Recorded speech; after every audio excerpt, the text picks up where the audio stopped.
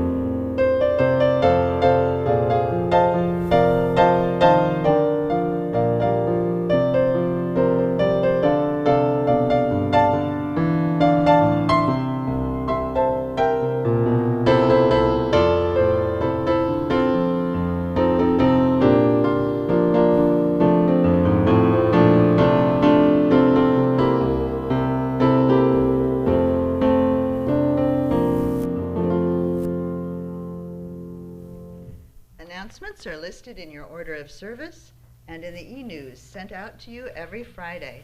I hope you'll always take a moment to look them over, because you never know what's happening here next. During the summer, while our minister is away and many members are coming and going on vacation, we share a series of lighter services with a lot of participation from all of you, where we try to think out of the box. In the process, we hope to get to know each other better and maybe have our minds open to some new ideas. If you're a visitor here today, we're glad you're here. Just be aware that whether you love today or hate it, next week will be different, and so will every week after that. So keep coming and help us think out of the box and refresh our tired brains during our summer series. Today we begin with a t-shirt service, where we share with one another an article of clothing that means something to us. Barring future pandemics, hurricanes, wildfires, and other catastrophes, this is an annual event. You are in for a treat. Jim Colombo is going to come up and light the chalice for us.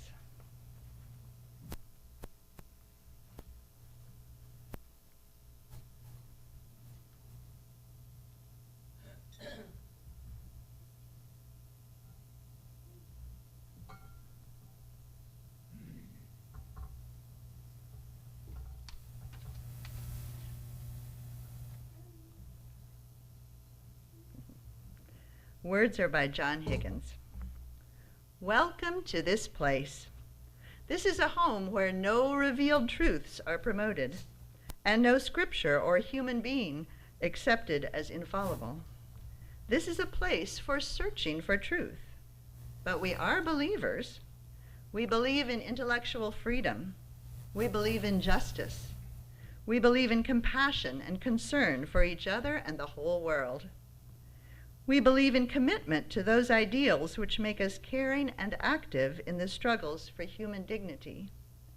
We are Unitarian Universalists. Please stand in body or in spirit to join in singing our opening hymn, number 121, We'll Build a Land. We encourage masking to sing, but it's your choice.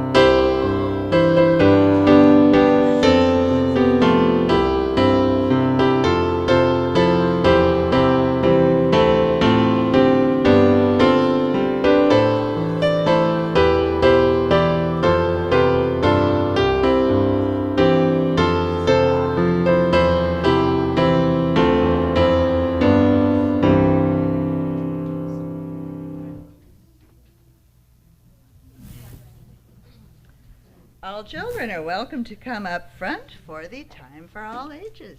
Come on up.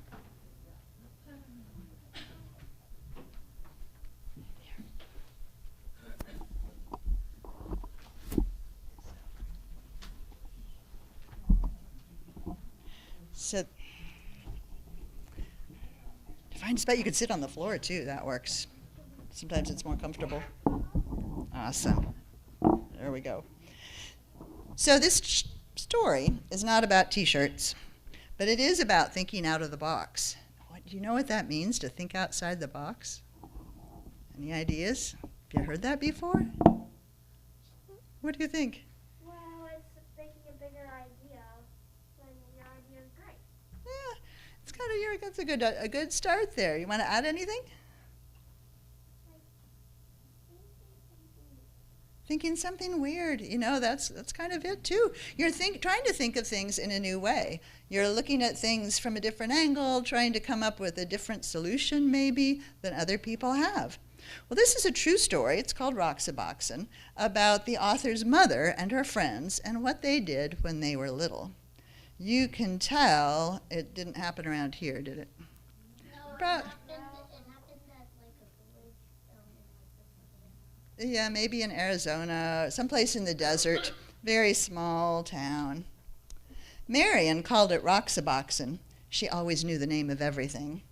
There across the road, it looked like any rocky hill, nothing but sand and rocks, some old wooden boxes, cactus and greasewood and thorny ocotillo. But it was a special place. The street between Roxaboxen and the houses curved like a river, so Marion named it the River Road. After that, you had to ford a river to get to Roxaboxen. Of course, all Marion's sisters came, Anna May and Frances and little Jean, Charles from next door, even though he was 12. Oh, and Eleanor, naturally, and Jamie and his brother Paul. Later on, there were others, but these were the first. Well, not really the first. Roxaboxen had always been there and must have belonged to others long before. When Marion dug up a tin box filled with round black pebbles, everyone knew what it was: treasure.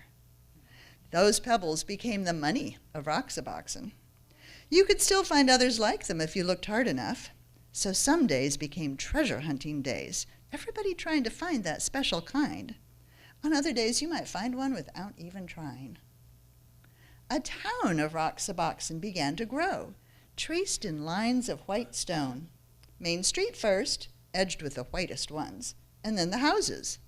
Charles made his of the biggest stones. After all, he was the oldest. At first, the houses were very plain, but soon they all began to add more rooms. The old wooden boxes could be shelves or tables or anything you wanted. You could find old broken pieces of pottery for dishes. Round pieces were the best. Later on, there was a town hall. Marion was the mayor, of course. That's just the way she was, but nobody minded. After a while, they added other streets. Frances moved to one of them and built herself a new house outlined in desert glass, bits of amethyst, amber, and sea green, a house of jewels. And because everybody had plenty of money, there were plenty of shops. Jean helped Anna May in the bakery, pies and cakes and bread baked warm in the sun. There were 2 ice cream parlors.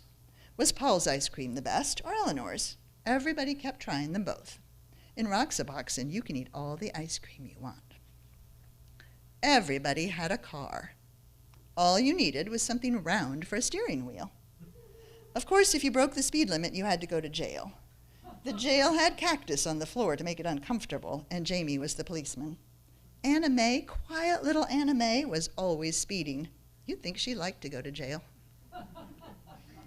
But if you had a horse, you could go as fast as the wind. Do they have real horses?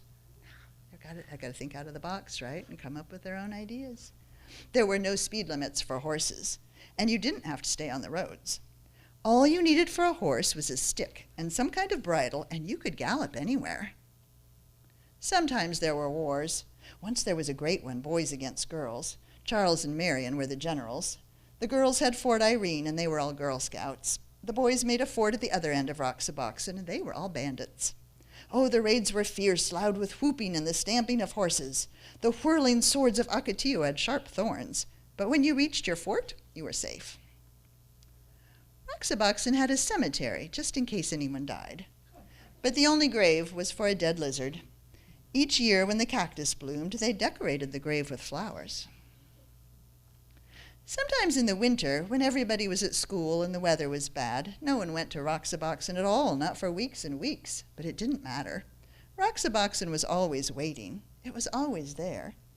And spring came, and the Ocotillo blossomed, and everybody sucked the honey from its flowers, and everybody built new rooms, and everybody decided to have jeweled windows.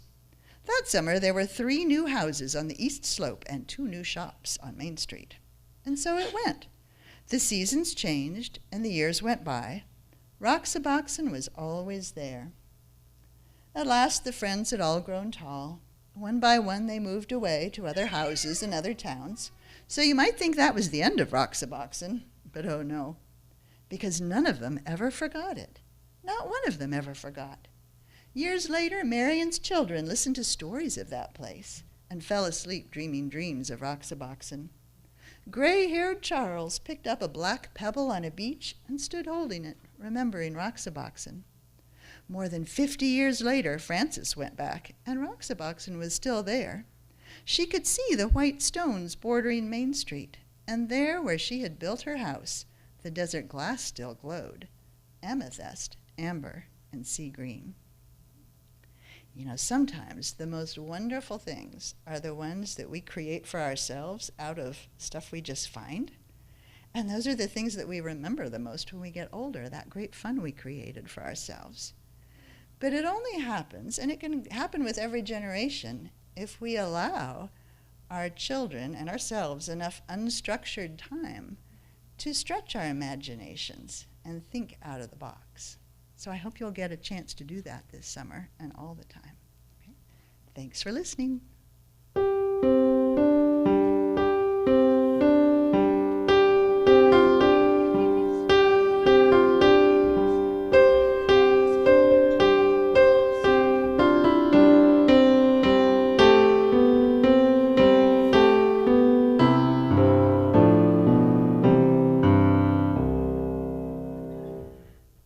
Tradition in our fellowship is the sharing of personal joys, milestones, and concerns during our worship service.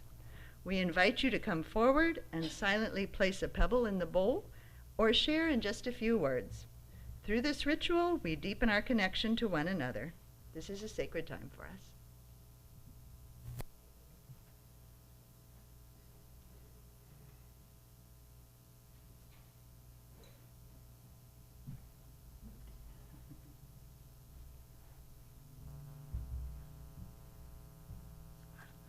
I have a concern for our friend Linda Carson.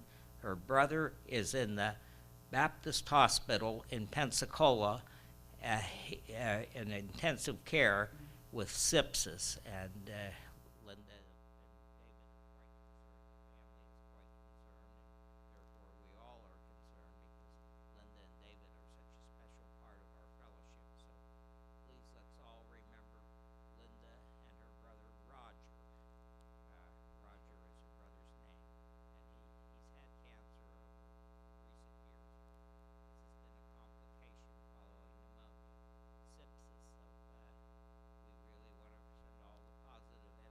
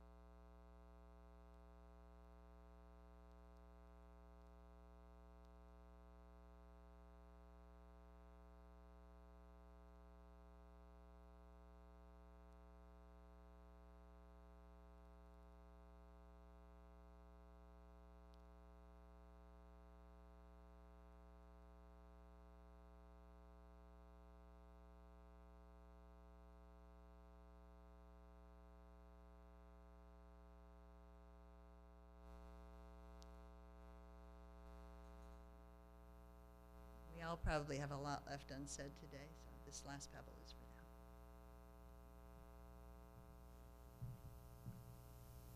them. So now, t-shirts. Wearing your heart on your sleeve. You all know what that means, making your feelings obvious by what you're wearing. That came from medieval times when it was the custom for a knight to put the name of his lady or a lady on his sleeve during a tournament. Shakespeare made it popular in Othello when he said, "For I will wear my heart upon my sleeve for daws to peck at." We all have a multitude of t-shirts with logos, pictures, words. Some of them might be funny. This is one of Ned's. It's a periodic table of beer where our son is a chemist and Ned loved to brew, so he gave him that. Or some of them are wise. Katie gave me this wise one with, you probably have some of these, advice from a hummingbird, sip the sweet moments, let your true colors glow. You know, we all have wise sayings, right? Some of them may show a dedication to a team, a school, a career, a sport. They might make us feel part of a cause. I see a lot of those out there this morning. I brought one that has a woman altering the Declaration of Independence to say we hold these truths to be self-evident that all men and women are created equal. Or sometimes they just give us comfort. I have this awesome hurricane shirt, and for the last 30 years, if there's a hurricane, I wear this shirt. No one else has ever commented on it or thought it was cool or clever, but that just makes me feel really prepared. I have my shirt on, I am ready. So, Meg Riley in the UU World, Reverend Meg Riley, wrote a reflection about shirts such as these in the UU World, our denomination magazine. We've shared it with you before, but I think it bears repeating. It's not long. She calls it T-shirt evangelism. You're kind of promoting what you believe in with your shirts, right? So here it is. There was a time when the mere sight of a bright yellow shirt on a person in front of me could set my heart to racing. Now that person might turn out to be sporting the colors of a team or a union or a school, but I always hoped to see the familiar standing on the side of love shirt that said I was meeting a kindred spirit. Well, so now when I put it on when I have something to say or do to bring more love to the world when love has been violated. Wearing it grounds me when I'm afraid, helps me remember I'm not alone, and tells the world, including me, what I stand for. Years ago, I had a shirt that said, one of our UU principles, respecting the inherent worth and dignity of every person, with a beautiful graphic of the chalice and the words Unitarian Universalist on it. I wore it mostly because I loved the graphic, and I wasn't thinking much about the words. One day I was rushing into an airplane, utterly stressed. All I could think about was collapsing into my seat. As the guy took my ticket before I walked down the tarmac, he said, respecting the inherent worth and dignity of every person, you haven't even looked at me. Startled, I looked up at him. This tired, uniformed man, having repetitive conversations all day long with harried people like me. Thank you, I said. You are right. How terrible of me. We laughed, and I boarded the plane feeling revived. Many religious people, lay and ordained, wear their faith. Whether a cross, a turban, so many different things, many people can be visibly identified with their faith. That identification holds them accountable to what they care most about. It reminds them who they are and whose they are. Though this is Reverend Red, though I put on a clerical collar for public events, most of the time it turns out that a t-shirt is most likely my religious garb. May I wear it in good faith. So Meg had 2 points to make. A printed shirt can be a marker, a way to identify people who feel like you do.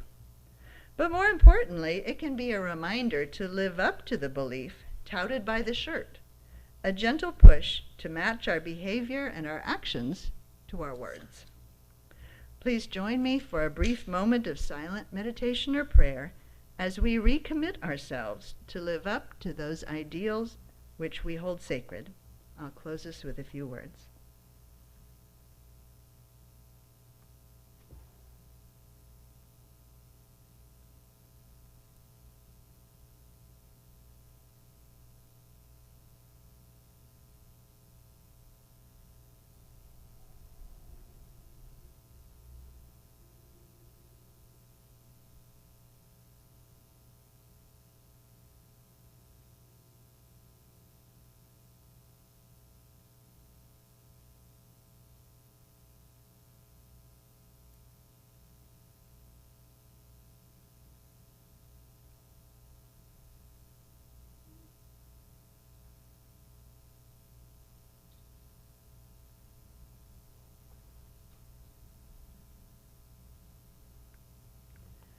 Commitment means staying loyal to what you said you were going to do long after the mood you said it in has left you.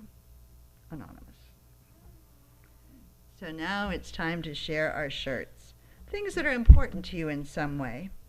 It might have sentimental value or represent something you deeply believe. I'm going to start with me and Ned.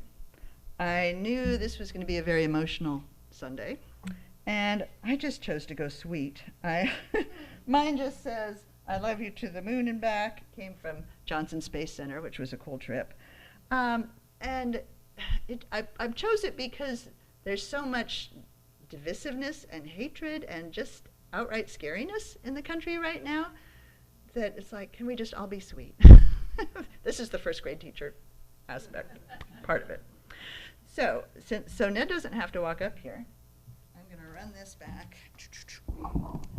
And you actually can't see his shirt, but it says "No science, no beer." And because this was intended to be the retirement hobby. Didn't quite work out that way, but for a few years it was really great. And we got this shirt when the Trump had first been elected, and there was a science march in town. And we're not usually the kinds who go out in marches, but we were pretty miffed right then, so we got ourselves some science shirts, and I found that one. So you can, I don't actually know why I'm standing here except to say this is Ned, and so you can admire it as he comes out.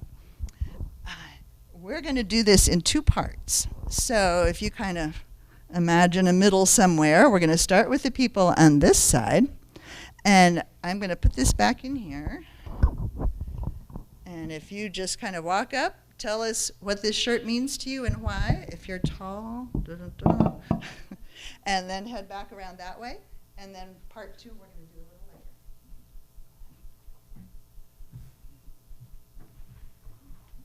later. All right? Yes. All right. We're ready. Okay, good.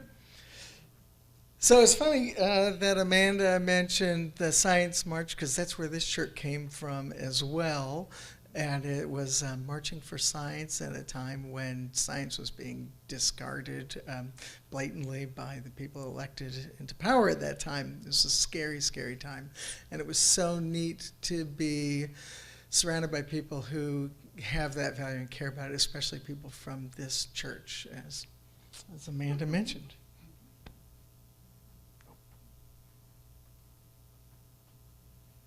Hi, my name's Jane, and I was searching high and low for my t-shirts that relate to the Supreme Court's terrible decision this week. I could not find them. We've done a lot of cleaning out. Apparently I went overboard. But I did find, this is a t-shirt from college, and I lived in a group house called the Crafts House. And I am still in touch with almost all those people.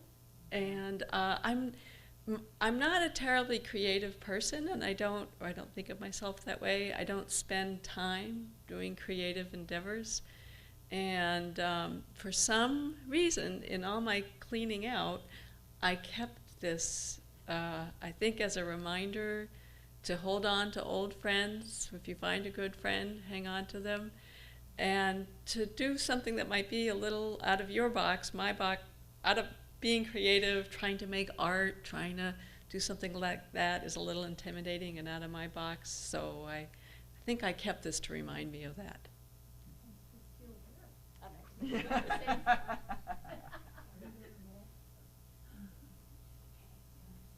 Hi, I'm Josh Moore, a little bit new, but this is a Grateful Dead shirt. It's actually a Dead and Company shirt, which is the new version of the Grateful Dead. They're still touring with a few of the members still, with John Mayer filling in Jerry's spot.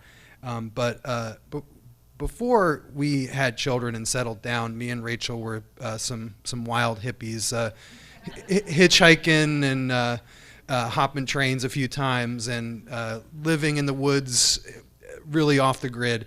And the Dead is about as close to a religion that a lot of hippies get. And the words and the music means a whole lot to me, and means a whole lot to a lot of people.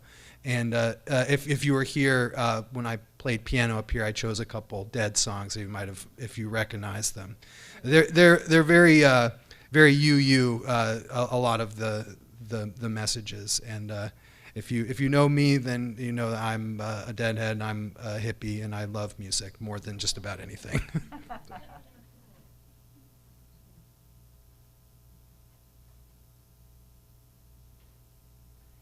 Well, my T-shirt is the saying, chalice lighting, that we teach our children in their classes.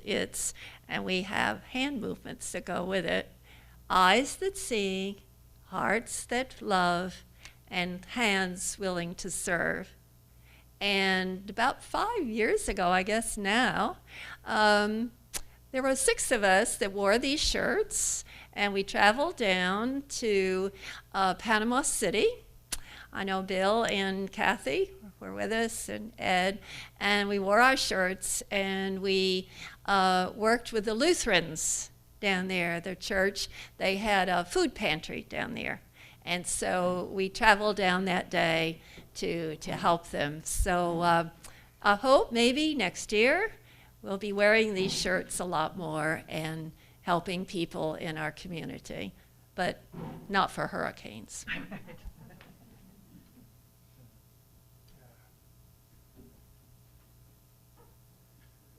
Hi, my shirt is family. This was a present from my step-granddaughter. We visited Oceanside, where she lives in California, and it's the worst color I've ever had. So first time I'm wearing it.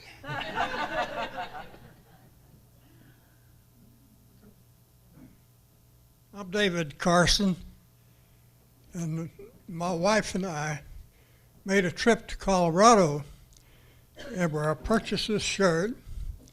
One thing impressed me about this trip, the little rabbits would come to the bus stop and greet people when they get off the bus.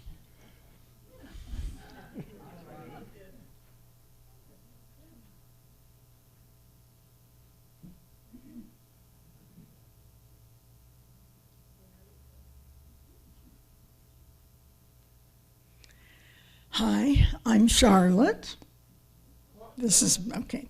My shirt actually was a gift to me from the Unitarian Universalist congregation that I served in Sepulveda, California.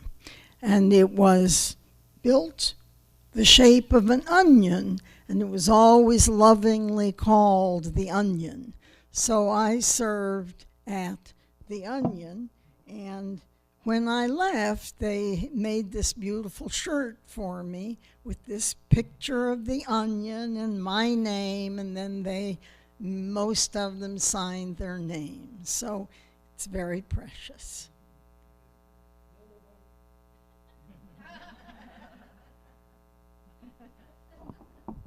Well, I'm sorry, but I don't have any shirts. But what I've got is my hat, which I wear all the time. And I wanted to tell you about that. It is a hat that railroad people work, various people work on the railroad, building and repairing, and then the people that work inside, the conductors and those kind of people.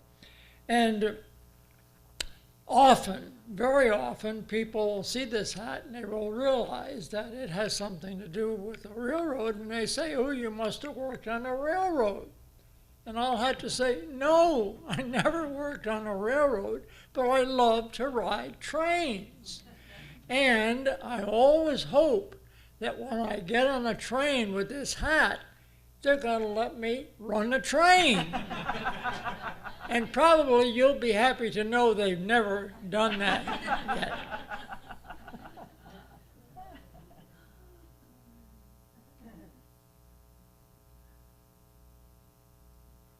Hello. I'm actually wearing a matching T-shirt with my daughter. It says, easily distracted by sloths and pugs. And my daughter loves pugs, and I love sloths. And when I saw this T-shirt on Amazon, I had to buy it. And I bought one for her as well.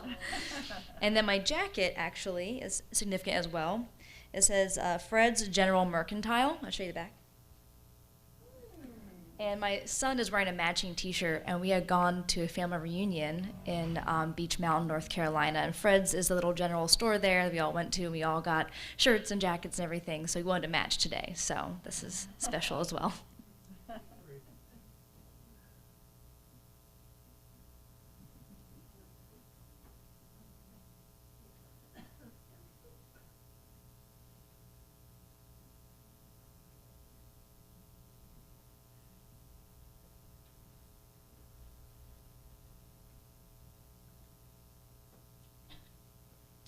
Hi, I'm Linda, and I normally don't get up here. But my T-shirt is, I go to the senior center that's here in Niceville, and they have a line dance class. And I have really enjoyed that. And I just want to say that I don't know if anybody can relate to me about it, but as a very young age, I took tap dance. Then I took ballet. Then I actually taught ballroom. We've done square dance, and now I can still do the line dance. And I really just dance is in my soul. It's just hard to explain, but I am a dancer. So I enjoy that, and it means a lot to me.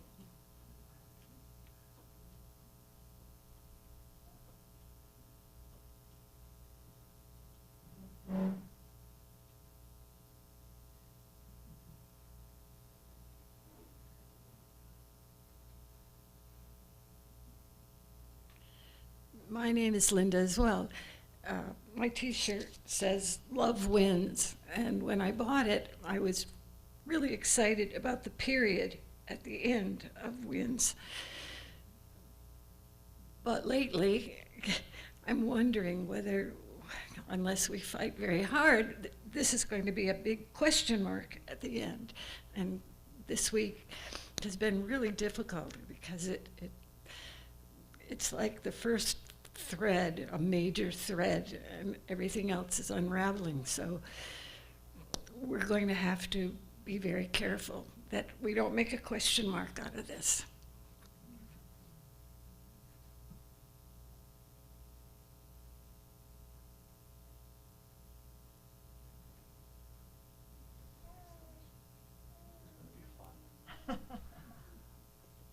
Oop, that's looking.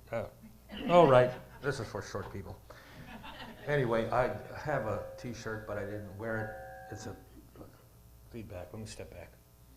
It is a picture T-shirt, and I use this as a saying in picture. I said the saying a lot decades ago, and the daughter of friends of mine ordered this T-shirt for me when I got down here quite a number of years ago, and I'll tell you the depiction. I didn't want to wear it because there's kids in the place. There's no curse words or anything, but I'll leave it up to your imagination. There's a rat with wings on the shirt up here. Now, you all know in the equine family there are donkeys, mules, asses, and horses. Over here is an ass. Now I'll let you figure out what that means. Basically, I don't give a.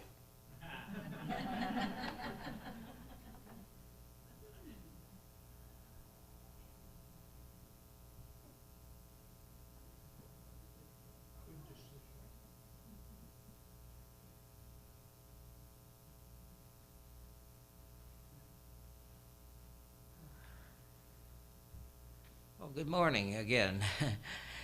My shirt represents a very important part of my life for 7.5 years. It rather transpired unexpectedly. I never even thought I'd be over that way or having that experience. But during the 8 years that I lived over in Sea Grove Beach, when I went in 2011 to care for my dad and stayed until 2019, over 8 years later, I moved back here. I had the most wonderful, meaningful, special experience in that for 7.5 years of that 8 years.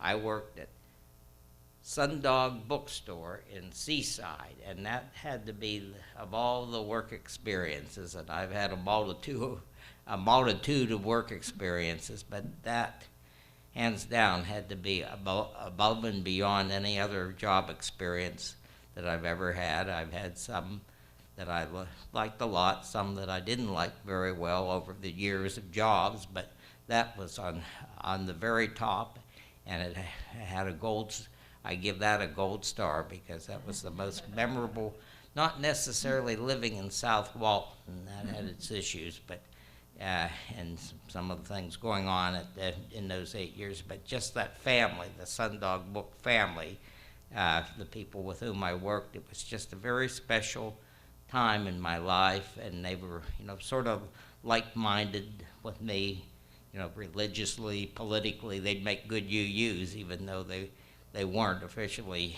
but it just meant a lot to me, just the people I interacted with at work and some of the customers. I saw some of you over there in my 7.5 years at Sundog, but a very special place and a very special time in my life. So I'll always treasure and appreciate that experience. Thank you.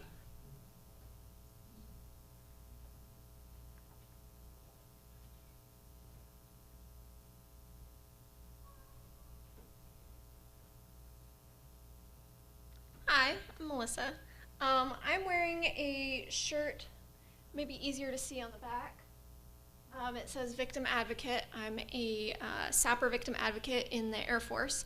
So what that is sexual assault prevention and response. So I work with victims of all genders who have had options taken away from them, and I help support them when they are alone. I help get them resources, be that shoulder to cry on.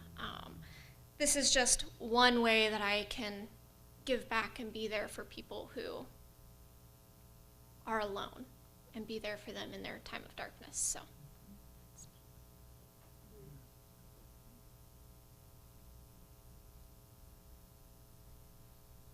Hi, good morning. Wow, that's loud. Hi, good morning. My name is Alex. My wife is awesome. I appreciate her being a victim advocate. But anyway, my shirt says fibblethip. There are no vowels in this word, if you can't tell. I was thinking this morning of how in the world I was going to explain this. So bear with me, please. It might sound like I'm speaking a different language to some people. There is a card game. It's my favorite thing in the world outside of my wife and my children and all of those things, obviously. But my favorite hobby, I should say. It's called Magic the Gathering. If you're not familiar with it, this is a game that's most associated with people who don't regularly shower, live in their mother's basement, typically. Not the best. It doesn't have the best street cred, one could say. However, my brother-in-law introduced me to this game about 7 years ago. On a whim for something to do randomly. We were bored and we got a couple of friends and decided to play. They played it as a casual hobby. I became obsessed with it. I can't tell you why. It just really struck a chord with me. It was something that just felt right. So I just kept doing it. And over time, I found myself going to LGSs, which are local game stores. Those are family-owned businesses. They're in every community. Some communities have several of them, depending on how large the community is.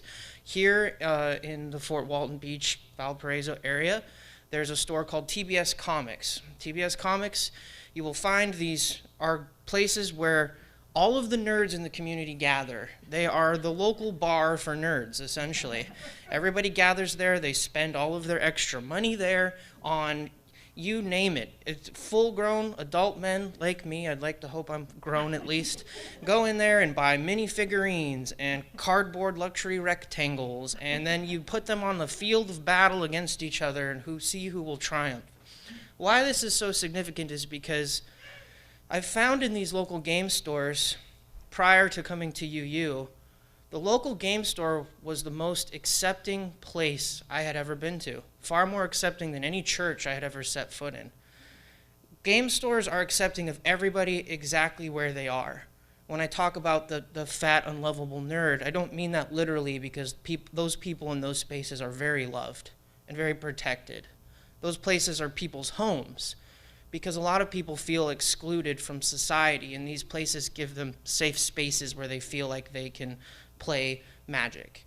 Why this shirt is, or other games, not just Magic, games of all types, but why this shirt is significant to me is if you're familiar with high fantasy, which means think of J.R. Tolkien's Lord of the Rings as a high fantasy property, magic, species that are not humans, dwarves, elves, etc., etc. Fibblethip is what's called a homunculus. If you're not familiar with a homunculus, in fantasy properties, they are typically one-eyed monsters. Think a cyclops, but miniature. And this particular guy has a unique ability where he can travel through space and time, but it happens randomly, and he can't control it.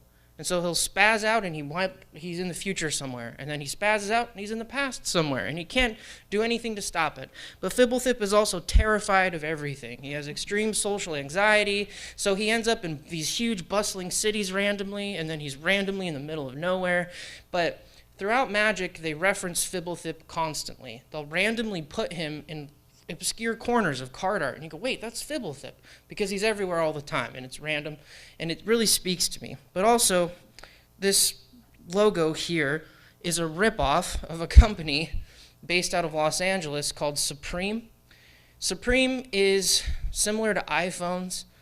There are things people love to be tribal, or tribal animals, right? People literally printed this same logo, but it just says Supreme instead of Fibblethip. People lined up around the block and spent hundreds of dollars for t-shirts that say that. It's like iPhones. People will line up for days to spend $2,000 on a phone. It was no different but with a t-shirt, right?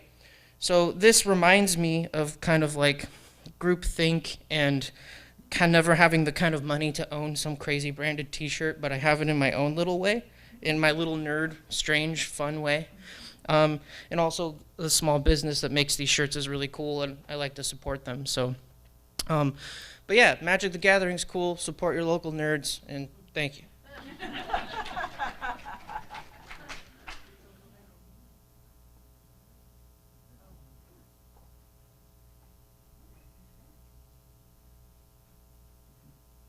I forgot to mention, Linda and I enjoyed over 60 years of marriage.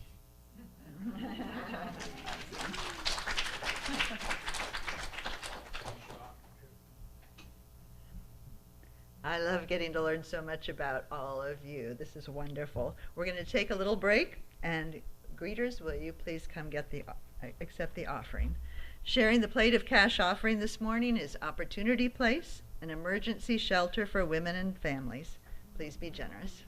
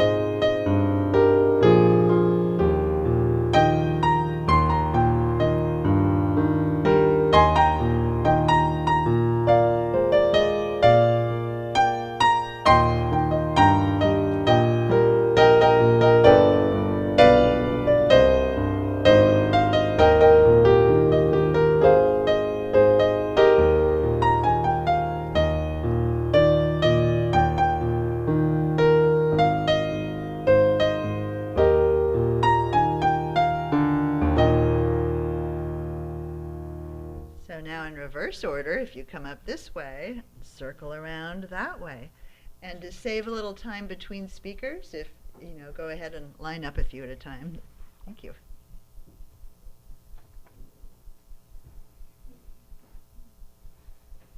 Well, this is a Van Gogh bedroom with a motorcycle in it.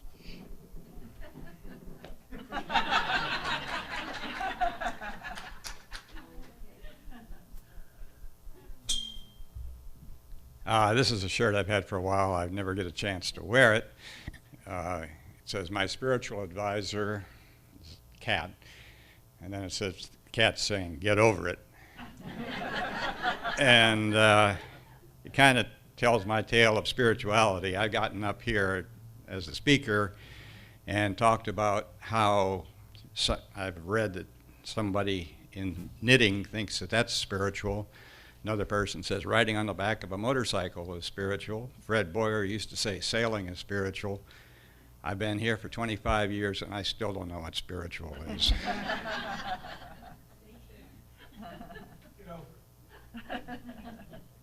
Hi, this the front says "Be the Adventure," and the back has a motorcycle on it. And I got this up at the BMW convention, motorcycle convention up in Billings, Montana. And the reason it's significant to me is that the friendship I've developed with people over the years with motorcycles has been very rewarding and enriching. And I started with Harleys, and that's a real brotherhood, the Harley riders. And then as I got more refined, I decided I need a BMW. So anyway, I joined the BMW group, and it was very enriching. And after 49 years, I gave up riding. So I no longer ride.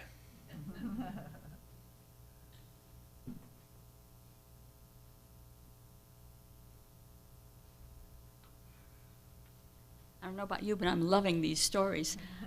Sandy, and I discovered I have an awful lot of T-shirts. Too many, perhaps, are related to my sports fandom or fanaticism, perhaps, the St. Louis Cardinals. So I think all of you know that, so I didn't think that was a message in there. But I especially like this one, which was designed by a member of the UU Fellowship in Honolulu, which I visit annually. And we regularly wear these as a group when we walk in the MLK parade, which takes place in January when I'm generally out there. So it always makes me feel good there because there's a group of us who are doing this, and one of the members designed it. So that's why I thought I would kind of display it here. If it says First Unitarian. Hmm? Yeah. Well, good. You cannot borrow it then. Anybody else can.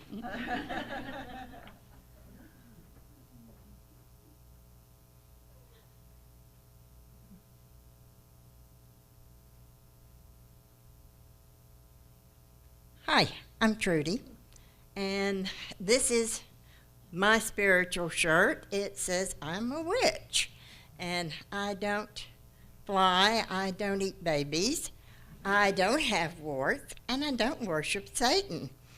And I'm not going to hell. But thanks for asking. I had to go looking for a T-shirt, because this is not one I'll ever wear in public, even though it is very true. And I have had people kind of ask me these questions over the years. But this is just, it's a joke of who and what I am, but it is still who and what I am. So that's it.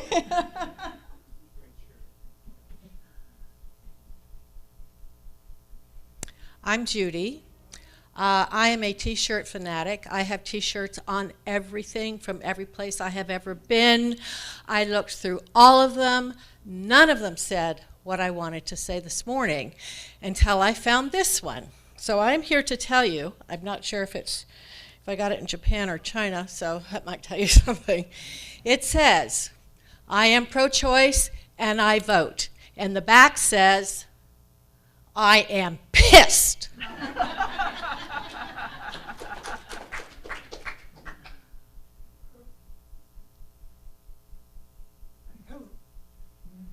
I am Odin. I have a T-shirt on which says, "It's time to go looking for mushrooms." And if you're interested in doing that, I'll be very happy to show you what a mushroom looks like. Okay?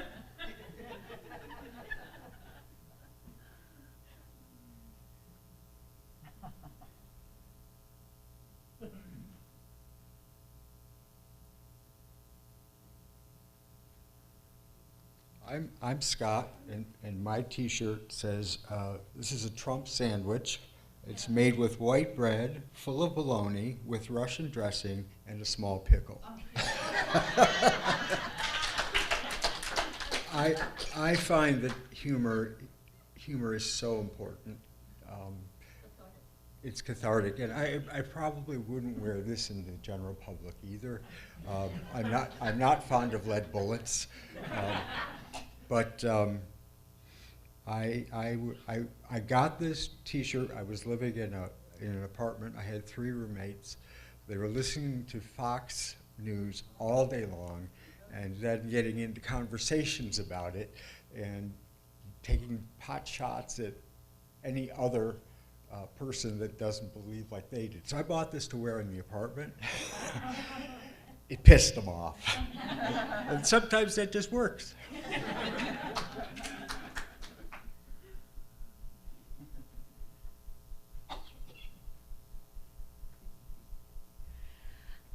Hello. I don't own a lot of T-shirts. Similar to what some of you guys have expressed, you know, I don't like to be, I'm too Midwestern to be confrontational. And unless someone else is taking pot shots at me, I probably won't take pot shots at them. So I don't own a lot of political T-shirts, even though we have some very deeply held beliefs, and this week has been very hard. But I am a millennial, and we grew up with Harry Potter. We were children when the first book came out, which is a children's book. We were in college when the last book came out, which is a book about people becoming adults and having to learn what that means and how to fight for, you know, what you believe. And so I'm wearing a Harry Potter shirt. I also part of being a millennial with the Harry Potter love is that as older adults, we've had to deal with our authors and the people who created things we love being fallible and real gross in some ways, and deciding whether we're going to hang on to those things we love or abandon them. So I've got this because it says "Free the House Elves." Hello. We'll start off with Evie here. She doesn't have too many of her own beliefs yet. But she is wearing a shirt with it's a 20-sided die on the front of it. Eric and I play Dungeons and Dragons with some of our closest friends, and in D&D, like, about the best, to do anything you have to roll a dice. You want to take a drink, you got to roll a dice. Like, it's and how well you roll indicates how well you do on that action. The 20-sided dice is the basic, one to roll. Rolling a 20 is, essentially the automatic win, the best thing you can do. Not only did you drink that drink, but like it looked like the ultimate commercial of drinking drinks. Like, it was just the best thing you ever could have done. And obviously, because we are unbiased parents, we think she is the best thing to ever happen ever. And then my shirt, a little bit harder to see. It's features a comedian, Eddie Izzard, and it was for her show, Wunderbar. Got to see this show a few years back in person. Eddie Izzard is a transgender comedian, and really one of the comedians I love. Kind of inspired my own love of comedy. I've done stand-up like once or twice, so that was great. And then also the opening joke to this show was I titled the show Wunderbar because it was a very 1930s word, and our politics have taken a very 1930s turn lately, which isn't great. But also one of the reasons I love the show, or the shirt and the show, is when I saw the show live, it was with an old boss of mine. I worked for him when we were stationed in Iraq together, and he's a very conservative guy, and I'm not, and we clash constantly on Facebook, and it's just kind of a fun thing between us. But we both love Eddie Izzard. Like, we went and saw this show together, and it's just that kind of, it shows that, you know, there's always some tiny, maybe a very, very small amount of middle ground somewhere, but somewhere we can find some common ground. And just this very old, crotchety conservative guy that we don't agree on much, we can still get along, we can still have good laughs together, and we can still find that commonality between us. So, and that's kind of why I really like this shirt as well. Thank you.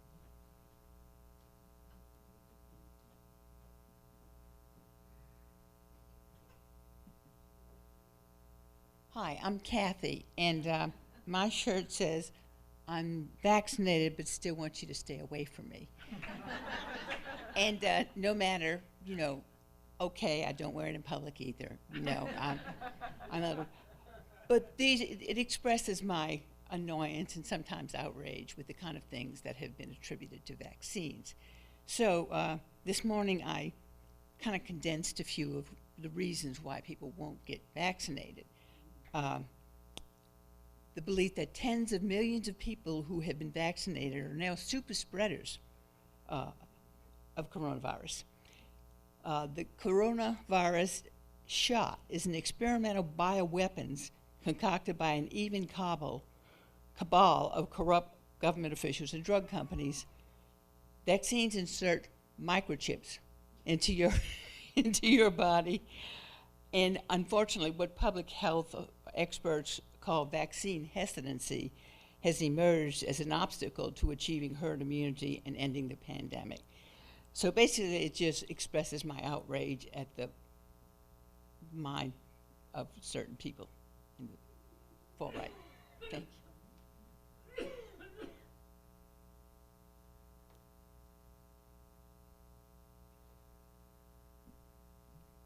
I'm Kathy also, and my shirt says it all.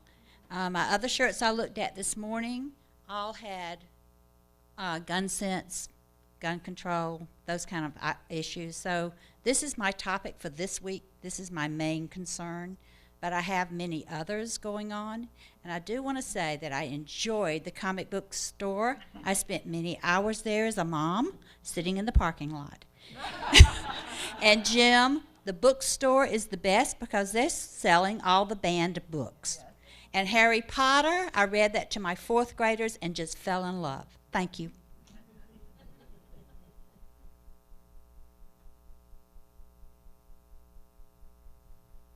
Last call. Anyone else?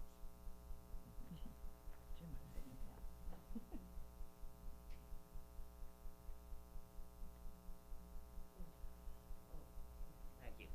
Y'all get sick of seeing me 3 times in one morning, but I just had to conclude this service with something very special. This is the end of the month of June, and 1 year ago, at the end of June, not necessarily today, our beloved friend and longtime member of UUFEC, Fred Boyer, passed away after a fight with cancer for over a year. And I think it was around June 17th. And then we had his memorial service here at the fellowship, I think the end of June. But we'll always love and remember Fred Boyer. He was a friend to all of us, and as many have said in the fellowship, their memories of Fred was being in the kitchen in the morning when they'd come in making coffee. But we all loved Fred, we all miss him, and we'll always remember.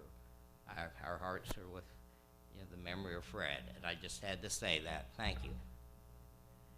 And thank you to everyone for their participation.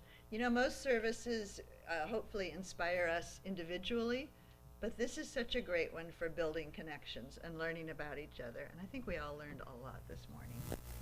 Please stand, and if you're able, and preferably masked, sing hymn number 131, Love Will Guide Us. So needed.